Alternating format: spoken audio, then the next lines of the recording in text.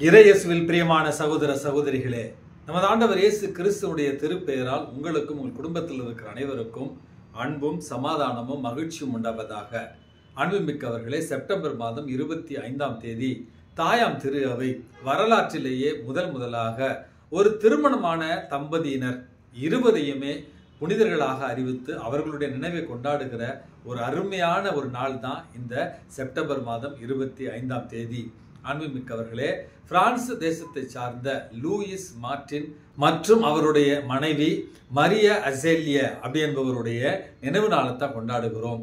இந்த Lewis Martin என்பவர் ஒரு துறவற சபையில சேர விரும்பி தன்னுடைய இராணுவ பணியை விட்டு அவர் தயாரித்து கொண்டிருக்கிறார். இருந்தாலும் கடவுளுடைய சித்தம் அவர் ஒரு துறவியாக மாறுவதில்லை இல்லை.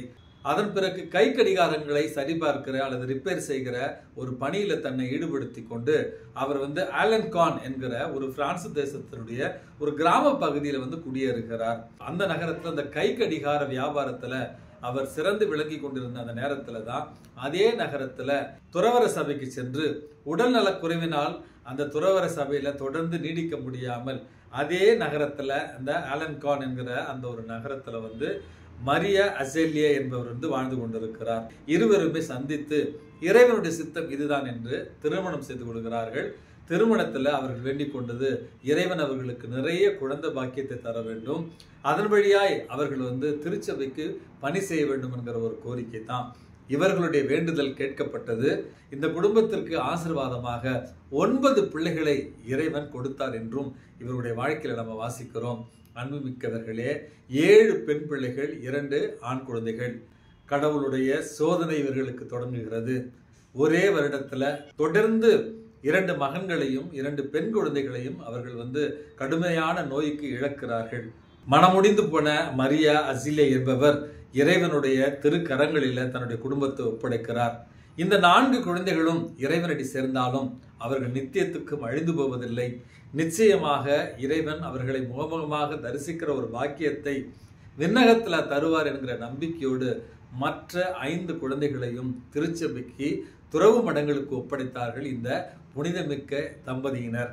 அன்புமிக்கவர்களே, இந்த 9 குழந்தைகளில் 9வது குழந்தையாக பிறந்ததுதான் வலுவற்ற ஒரு பெண் குழந்தை. இந்த குழந்தையும் இறந்துவிடும் என்று அவர்கள் மனதளவில் தயாரித்து கொண்டிருந்த நேரத்துல அந்த குழந்தை அழகு நிறைந்தவளாய், ஞானம் நிறைந்தவளாய், பக்தி நிறைந்தவளாய் தாய் திருச்சபைக்கு இயேசுவின் சிறுமலர் லிசிய நகரத்தினுடைய புனித தெரேசா என்று நம்ம திருச்சபையில அறிகிறோம். அன்புமிக்கவர்களே, இந்த 2 புனிதமிக்க பெற்றோர்களும் ஒரு புனிதமிக்க மகளை திருச்சபைக்கு கொடுத்திருக்கிறார்கள். மற்ற 4 மகள்களையும் திருச்சபையில துறவிகளாக அர்ப்பணித்து திருச்சபையை வளப்படுத்தி இருக்கிறார்கள் என்று தான் நம்ம சொல்ல வேண்டும். அன்புமிக்கவர்களே, இந்த தாய் தன்னுடைய 45வது வயதிலேயே மார்பக புற்றுனால் இறந்து போகிறார். அதற்கு பிறகு தந்தை லூயிஸ் மார்டின் 80 வயது வரையில இந்த 5 துறவிகளுக்கும் உற்ற துணையாக இருந்து தன்னுடைய மகள்களுக்காக ஜெபித்து திருச்சபைக்காகவும் ஜெபித்து திருச்சபையில ஒரு தந்தை என்றால் இப்படித்தான் இருக்க வேண்டும், ஒரு தாய் என்றால் இப்படித்தான் இருக்க வேண்டும், பிள்ளைகளை இப்படித்தான் வளர்க்க வேண்டும் என்கிற அழகான மாதிரியை நமக்கு விட்டு சென்றிருக்கிறார்கள் இந்த புனித தம்பதியினர். இந்த புனித தம்பதியினருடைய பரிந்துரையால் நம்முடைய குடும்பத்தில் இருக்கிற பெற்றோர்களுக்காக ஜெபிக்க உங்களை அன்போடு அழைக்கின்றேன்.